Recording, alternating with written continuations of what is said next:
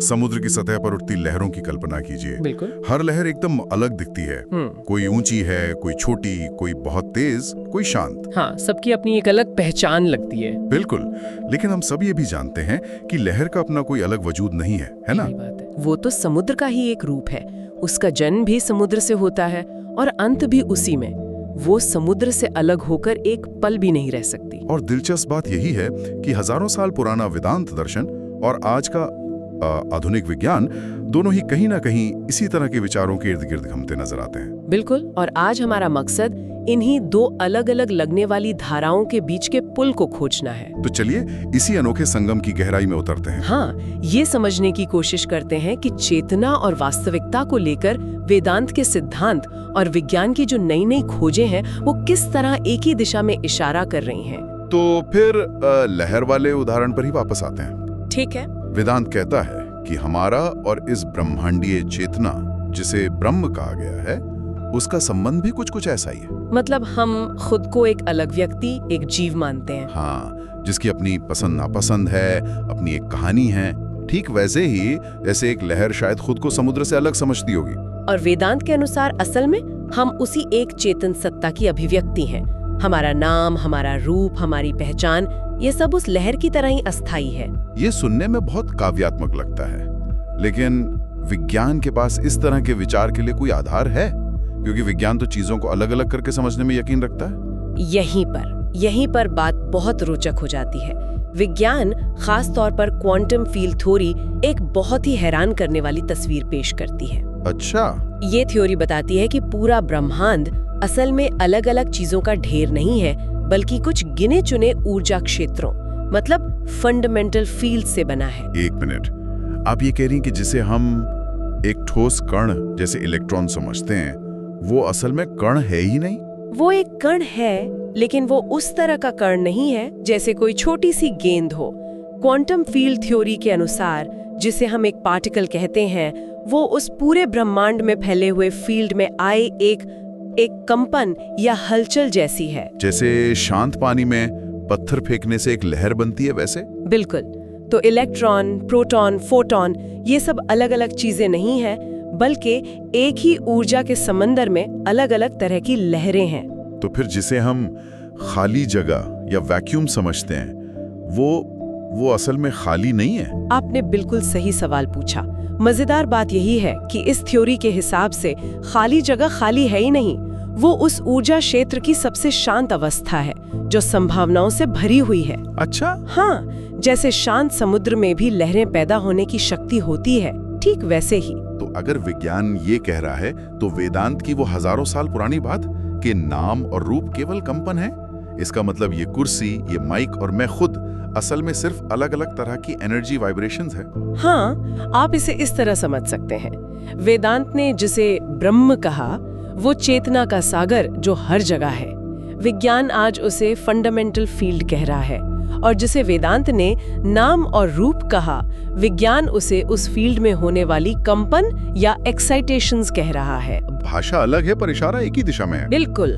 ठीक है, तो ब्रह्मांड के लेवल पे सब कुछ एक ही ऊर्जा क्षेत्र है। ये अपने आप में एक बहुत बड़ा आइडिया है, लेकिन मेरे अपने दिमाग के अंदर क्या हो रहा है, मेरे विचारों और भावनाओं के स्तर पर इसका क्या मतलब है? ये एक बेहतरीन सवाल है और ये हमें अगले पड़ाव पर ले जाता है, चेतना।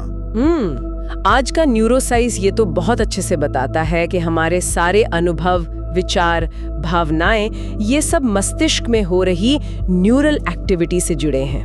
fMRI स्कैन में हम देख सकते हैं कि जब कोई खुश होता है तो दिमाग के कौन से हिस्से एक्टिव होते हैं, या दुखी होता है तब कौन से।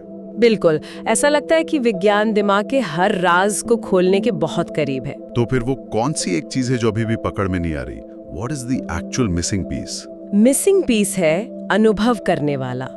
विज्ञान ये बता सकता है कि क्या हो रहा है और कहाँ हो रहा है, पर वो ये नहीं बता पाता कि इन सब दिमागी गतिविधियों का अनुभव कौन कर रहा है। अच्छा। वो मैं कौन है जो जानता है कि मुझे ये विचार आ रहा है, या मैं ये खुशी महसूस कर रहा हूँ। मस्तिष्क की तरंगों को तो मशीन माप सकती है, लेकिन उस अनुभव करने वाले को नहीं। इसे the hard problem of consciousness भी कहते हैं। और यहीं पर वेदांत का दृष्टिकोण सामने आता है ना? हाँ, वेदांत इसी सवाल का जवाब साक्षी चेतना के रूप में देता है। साक्षी चेतना। इसका मतलब है कि विचार आते जाते रहते हैं, भावनाएं बदलती हैं, शरीर भी बदलता है, लेकिन इन सब बदलावों को जो देख रहा है, जो इन सब का साक्षी है, वो हमेशा स्थिर और अपरिवर्तित रहता है। लेकिन क्या ये साक्षी चेतना सिर्फ एक दिमागी खेल नहीं है? हो सकता है कि देखने वाला भी मस्तिष्क की एक और प्रक्रिया हो, जिसे विज्ञान ने अभी तक पूरी तरह समझा नहीं है। ये एक जायज शंका है, लेकिन वेदांत कहता है कि ये कोई दार्शनिक कल्पना नहीं, बल्कि एक अनुभवजन्य सत्य है। मतलब इसे अनुभव किया जा सकता है? हाँ, ये उस स्क्रीन की तरह है जिस पर जीवन की फिल्म चलती है। फिल्म में सुख है, दुख है, ड्रामा है, कॉमेडी है, सब बदलता रहता है, लेकिन स्क्रीन वही की वही रहती है। और स्क्रीन फिल्म से प्रभावित नहीं होती? बिल्कुल। इसे किसी रोजमर्रा के उदाहरण से समझा सकती हैं? जरूर। मान लीजिए आप ट्रैफिक में फंसे हैं, आपको बहुत गुस्सा आ रहा है, आप हॉर्न बजा रहे हैं, बेचैनी हो रही है। हाँ, होता है अक्सर। तो ये सब फिल्म है जो चल रही है। लेकिन अगर एक पल के लिए आप रुक के बस ये नोटिस करें, अरे मैं इस गुस्से को देख रहा हूँ, मेरे अंदर गुस्सा उठ रहा है। जिस पल आप ये नोटिस करते हैं, आप उस गुस्से से थोड़ा सा अलग हो जाते हैं। आप फिल्म देखने वाले बन जाते हैं, फिल्म का हिस्सा नहीं रहते। बस यही साक्षी भाव की शुरुआत है। ये तो बहुत प्रैक्टिकल बात है। मतलब हमें अपने विचारों से लड़ना नहीं है, बस उन्हें एक दर्शक की तरह देखना सीखना है। बिल्कुल।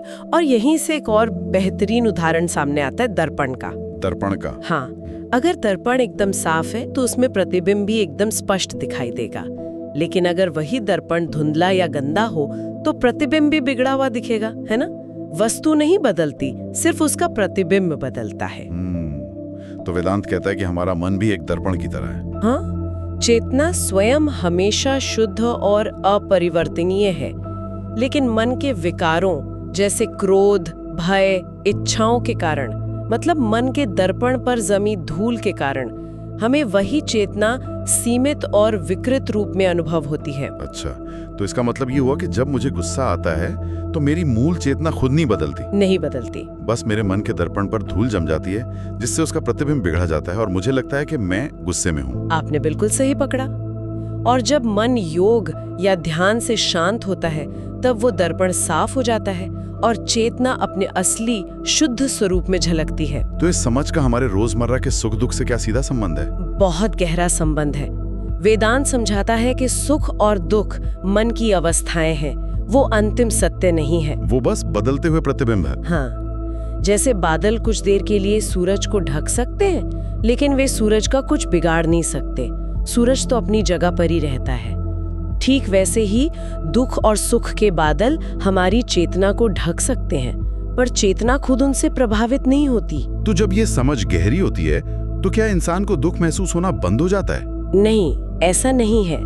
दुख महसूस होता है, दर्द भी होता है, लेकिन इंसान उस दुख के साथ अपनी पहचान जोड़ना बंद कर देता है। उसे पता होता है कि ये दुख एक बादल की तरह है जो आया है और चला जाएगा। मैं ये दुख नहीं हूँ, मैं तो वो आकाश हूँ जिसमें ये बादल आया है। बिल्कुल।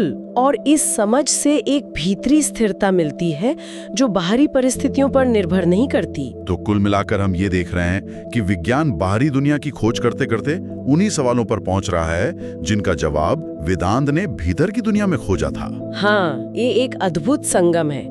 विज्ञान पदार्थ को तोड़ते तोड़ते उस मूल ऊर्जा क्षेत्र तक पहुंच गया जहां सब कुछ एक है, और वेदांत चेतना की गहराइयों में उतरते उतरते उस साक्षी तक पहुंच गया जो सब अनुभवों का आधार है, जो हमेशा एक जैसा रहता है। चाहे वो क्वांटम फील्ड थ्योरी हो या न्यूरोसाइंस का देखने वाले का सवाल या फिर मन के दर्पण का उदाहरण। हाँ, दोनों रास्ते एक ही सच्चाई की ओर इशारा करते दिखते हैं। और आज जब विज्ञान अपनी सीमाओं को छू रहा है, जैसे चेतना क्या है, ब्रह्मांड कहाँ से आया, तब वेदांत भीतर की दुनिया को समझने का एक पूरा विज्ञान प्रस्तुत करता है। तो सबसे बड़ा टेक अवे क्या है, अगर हमें इस पूरी चर्चा को एक लाइन में समेटना हो? तो सबसे बड़ा टेक अवे ये है कि विज्ञान और दर्शन दोनों एक ही चौंकाने वाली बात कह रहे हैं। आपका मैं, आपकी सेल्फ शायद वो नहीं है जो आप सोचते हैं। ये कोई ठोस स्थायी चीज नहीं, बल्कि एक प्रक्रिया है, एक लहर है। बिल्कुल। इसका मतलब है कि एक अलग व्यक्ति होने का जो हमारा गहरा एहसास है, वो शायद हमारे दिमाग द्वारा बनाया गया एक बहुत शक्तिशाली भ्रम हो सकता है। ये तो सच में सोचने वाली बात है। कि असली ज्ञान केवल बाहरी वस्तुओं के बारे में जानकारी इकट्ठा करना नहीं है। सही कहा। असली ज्ञान केवल वस्तुओं को जानना नहीं है, बल्कि जानने वाले को जानना है, स्वयं को जानना। ये समझ वेदांत को कोई पुरानी परंपरा नहीं, बल्कि एक जीवंत वैज्ञानिक चेतना बनाता है। आज की इस चर्चा के बाद एक विचार सोचने के लिए रह जाता है। जरूर। अगर विज्ञान और दर्शन दोनों ही इस ओर इशारा कर रहे हैं कि हम सब एक ही गहरी जुड़ी हुई वास्तविकता का हिस्सा हैं, तो इसका हमारे रोजमर्रा के जीवन पर क्या असर पड़ सकता है?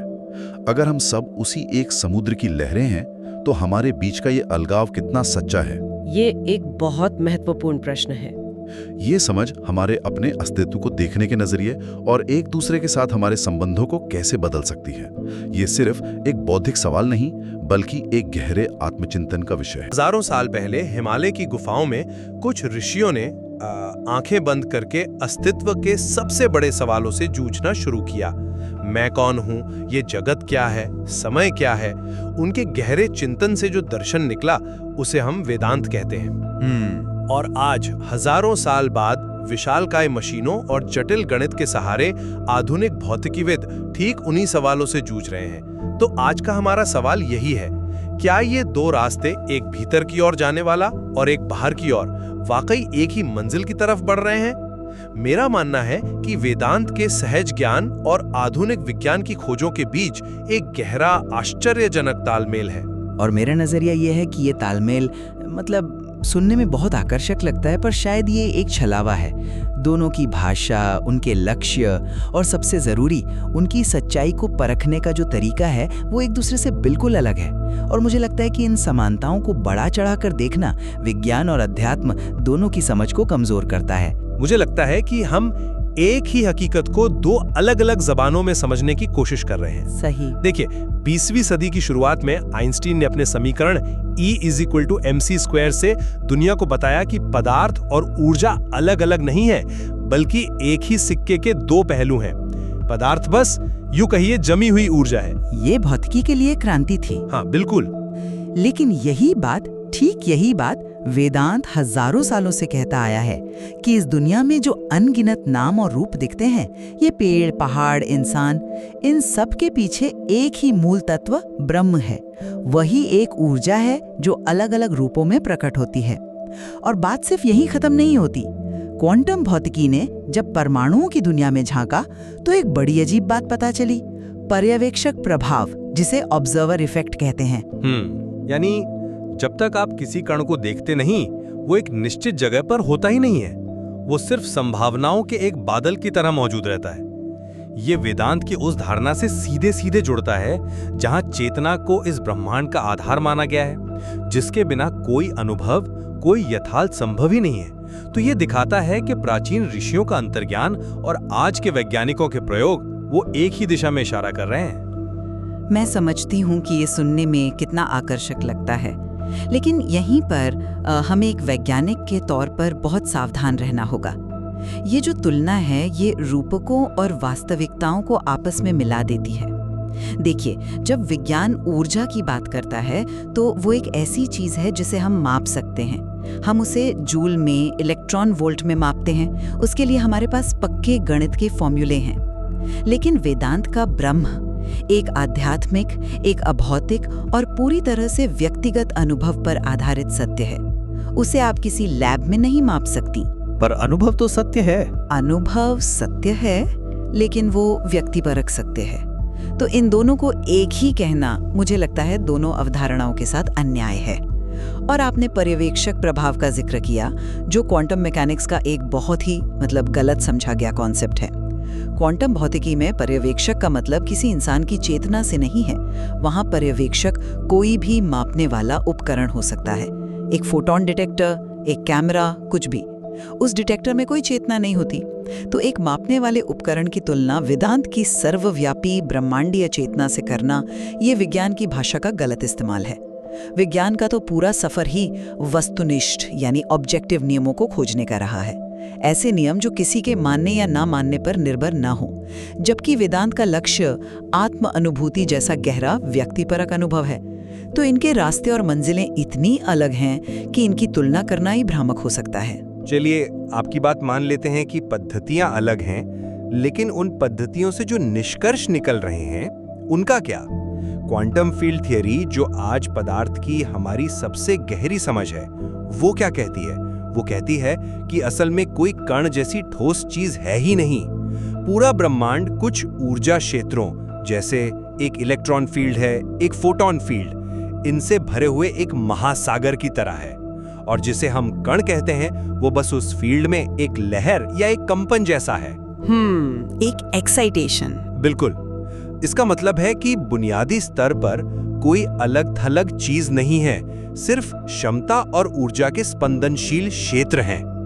अब आप सोचिए, ये वेदांत की माया की अवधारणा के कितना करीब है, जो कहती है कि ये ठोस दिखने वाला जगत, जिसमें सब कुछ अलग अलग नजर आता है, असल में नाम रूप का एक स्पंदन मात्र है। असलियत तो एक जुड़ी हुई अविभाजित सत्ता है। मुझे इस तर्क से इसलिए थोड़ी असहमति है क्योंकि हम दो अलग अलग सवालों के जवाबों को मिला रहे हैं। देखिए, विज्ञान ये समझाता है कि कोई चीज कैसे काम करती है। क्वांटम फील्ड थ्योरी हमें गणित के जरिए बताती है कि वो ऊर्जा क्षेत्र किन नियमों का पालन करते हैं, कण कैसे पैदा होते हैं और नष्ट होते हैं। वेदांत ये पूछता है कि उस चीज के होने का अर्थ क्या है, उस अनुभव के पीछे का परम सत्य क्या है। एक की खोज बाहरी दुनिया में होती है, जो प्रयोगों और सबूतों पर टिकी है। दूसरे की खोज भीतरी दुनिया में, जो ध्यान और चिंतन पर आधारित है। और आप देखिए, विज्ञान की सबसे बड़ी ताकत ये है कि उसके सिद्धांतों को गलत साबित किया जा सकता है।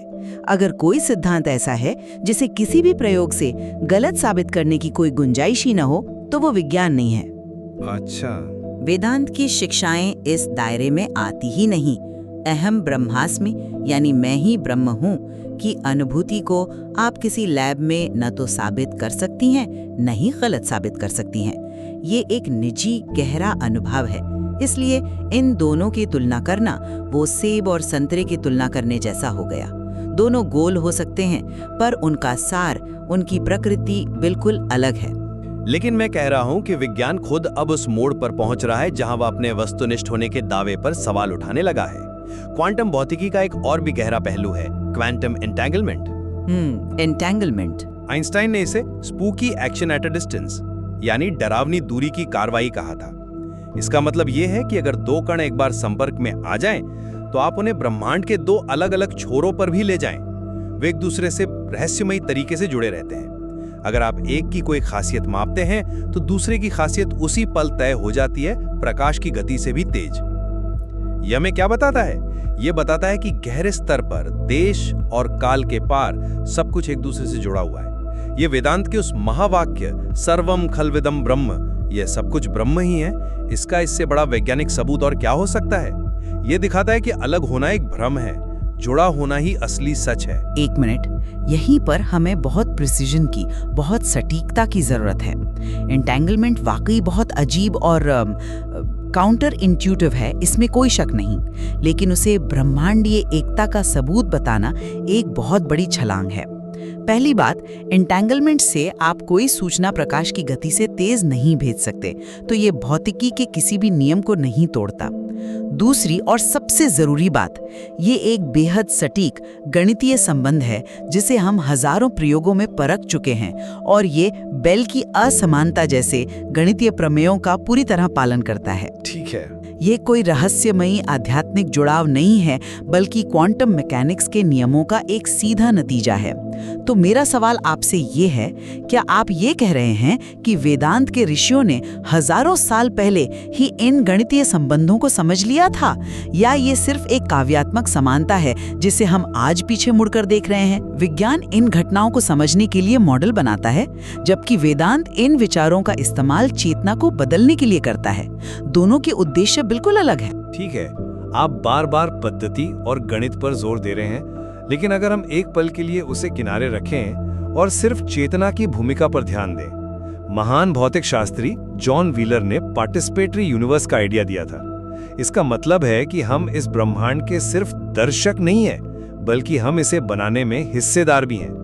जिस तरह से हम अपना प्रयोग सेट करते हैं, जो सवाल हम प्रकृति से पूछते हैं, उसी से ये तय होता है कि हमें जवाब क्या मिलेगा। हम यह तय करते हैं कि प्रकाश एक कण की तरह व्यवहार करेगा या लहर की तरह। यही तो वेदांत कहता है कि चेतना यानी दृष्टा कोई बाहरी चीज नहीं है जो बनी बनाई दुनिया यानी दृश्य को देख रही हो। दृष्टा और दृश्य एक ही प्रक्रिया का हिस्सा है। देखने वाले के बिना देखे जाने वाले का कोई अस्तित्व ही नहीं है। जब विज्ञान खुद मानने लगा है कि पर्यवेक्षक और प्रयोग की प्रक्रिया आपस में गुथे हुए हैं, तो क्या यह एक जबरदस्त तालमेल नहीं है? यही चेतना के प्रभाव को समीकरणों से बाहर निकालने की कहानी है। न्यूटन के गुरुत्वाकर्षण के नियम आपके या मेरे लिए अलग-अलग नहीं हैं, वे सार्वभौमिक हैं। विज्ञान की पूरी कोशिश यही रहती है कि प्रयोग के नतीजों से मानवीय पक्षपात, मानवीय भावनाएं और मानवीय चेतना के असर को कैसे खत्म किया जाए ताकि एक वस्तुनिष्ठ सत्य सामने आ सके। वही वेदांत ठीक इसका उल्टा करता है। वो व्यक्तिपरक अनुभव और चेतना को ही हर चीज के केंद्र में रखता है, उसे ही परम सत्य मानता है। ये दोनों तो विपरीत दिशाओं में जाने वाले रास्ते हैं, एक दूसरे की ओर आने वाले नहीं। विज्ञान पूछता है, चेतना के पैदा होने से पहले ब्रह्मांड कैसा था? और इसका जवाब वो बिग बैंग के बाद के पहले सेकंडों में खोजता है। जबकि वेदांत कहता है, चेतना के बिना ब्रह्मांड का सवाल ही बेमानी है, क्योंकि सवाल पूछने वाला ही तो चेतना है। ये एक मौलिक दार्शनिक अंतर है जिसे हम नजरअंदाज नहीं कर सकते। लेकिन ये अंतर भी अब धुंधला रहा है, खासकर जब हम समय और स्थान की बात करते हैं। सदियों तक हमने न्यूटन की दुनिया को सच माना, जहां समय एक नदी की तरह एक ही रफ्तार से सबके लिए बहता है और स्थान एक फिक्स स्टेज की तरह है। फिर आइंस्टाइन आए और उन्होंने बताया कि ये सब गलत है। उनका सापेक्षता का सिद्धांत कहता है कि समय और स्थान निरपेक्ष नहीं है, वे आपकी गति और आपके आसपास के गुरुत्वाकर्षण पर निर्भर करते हैं। अगर आप प्रकाश की गति के करीब यात्रा करें तो आपके लिए समय धीमा हो जाएगा। ये कोई कल्पना नहीं है, ये एक साबित हो चुका सच है। जीपीएस सैटेलाइट्स इसी सिद्धांत पर काम करते हैं। हाँ, बिल्कुल। ये वेदांत की माया की अवधारणा का कितना सटीक वैज्ञानिक प्रतिबिंब है। माया का मतलब ये नहीं है कि दुनिया मौजूद नहीं है। माया का मतलब है कि दुनिया वैसी नहीं है जैसी दिखती है। ये समय और स्थान हमारे अनुभव की सीमाएं हैं, ये परम सत्य नहीं है। परम सत्य यानी ब्रह्म इन सबसे परे काल अतीत है। आज विज्ञान भी यही कह रहा है कि हमारा यथार्थ का अनुभव सापेक्ष है, एब्सोल्यूट नहीं। ये तर्क बहुत मजबूत लगता है, पर क्या आपने दोनों के अर्थ के गहरे अंतर पर विचार किया है? आइंस्टाइन का सिद्धांत ये बताता है कि समय की गति कैसे बदलती है। उसके लिए उन्होंने हमें गणितीय सूत्र दिए हैं। अगर आप एक ब्लैक होल के पास जाएंगी तो आपके लिए समय धीमा हो जाएगा। ये एक भौतिक सच्चाई है, कोई भ्रम नहीं। हम इसकी गणना कर सकते हैं। वहीं माया एक दार्शनिक अवधारणा है। वो ये कहती है कि सिर्फ समय और स्थान ही नहीं, बल्कि आपका पूरा सांसारिक अनुभव, आपके सुख दुख, रिश्ते नाते, आपकी अपनी पहचान, ये सब एक भ्रम है जो आपको अपने असली स्वरूप यानी ब्रह्म को जानने से रोकता है। एक भौतिकी है, दूसरा तत्व मीमांसा है यानी मेटाफिजिक्स है।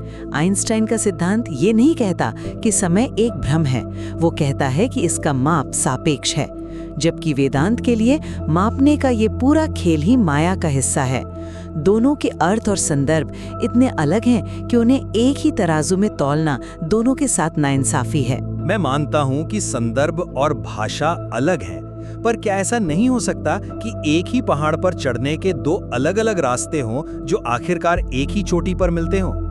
जब विज्ञान पदार्थ की अंतिम हदों को खंगालते हुए ऊर्जा के क्षेत्रों और क्वांटम वैक्यूम तक पहुंचता है, जहां कण शून्य से पैदा होते हैं और शून्य में विलीन हो जाते हैं, तब वेदांत की यह बात और भी गहरी लगती है कि शून्य भी खाली नहीं है, बल्कि वह पूर्ण है, संभावनाओं और चेतना से भरा हुआ है। हो सकता है विज्ञान की भाषा गणित और प्रयोगों की हो और वेदांत की भाषा अनुभव और अंतर्ज्ञान की, लेकिन दोनों एक ऐसी हकीकत की ओर इशारा कर रहे हैं जो हमारे रोजमर्रा के इंद्रिय अनुभव से कहीं ज्यादा गहरी, ज्यादा रहस्यमयी और ज्यादा जुड़ी हुई है। मैं समझती हूँ आप ये क्यों कह रहे हैं, लेकिन ये तर्क विज्ञान को उसकी सीमाओं से आगे खींचता है और वेदांत को उसके असली उद्देश्य से छोटा कर देता है। देखिए, विज्ञान का काम है कैसे का जवाब देना और वेदांत का काम है क्यों और मैं कौन हूं का जवाब देना। जब हम एक को दूसरे का सर्टिफिकेट बनाने की कोशिश करते हैं तो हम विज्ञान को एक अधूरा अध्यात्म बना देते हैं और अध्यात्म को एक अप्रमाणित विज्ञान। दोनों का अपनी अपनी जगह पर गहरा सम्मान होना चाहिए। हमें इस आकर्षक विचार से बचना होगा कि आधुनिक विज्ञान को हजारों साल पुराने ग्रंथों से मान्यता की जरूरत है या उन ग्रंथों को आधुनिक विज्ञान से पुष्टि की। दोनों अपने अपने क्षेत्र में मानवता की सबसे बड़ी उपलब्धियों में से हैं। आज की हमारी बातचीत से ये तो साफ है कि भले ही रास्ते अलग हों, पर सवाल वही है। और मेरे लिए निष्कर्ष ये है कि दोनों ही हमें एक संकीर्ण भौतिकवादी दृष्टिकोण से बाहर निकलने को कहते हैं। जब विज्ञान कहता है कि ब्रह्मांड की हर चीज एक ही ऊर्जा से बनी है और क्वांटम स्तर पर सब कुछ एक दूसरे से अविभाज्य रूप से जुड़ा है, तो यह वेदांत के उस परम सत्य के बेहद करीब आ जाता है जहां हर जीव में एक ही चेतना का वास है।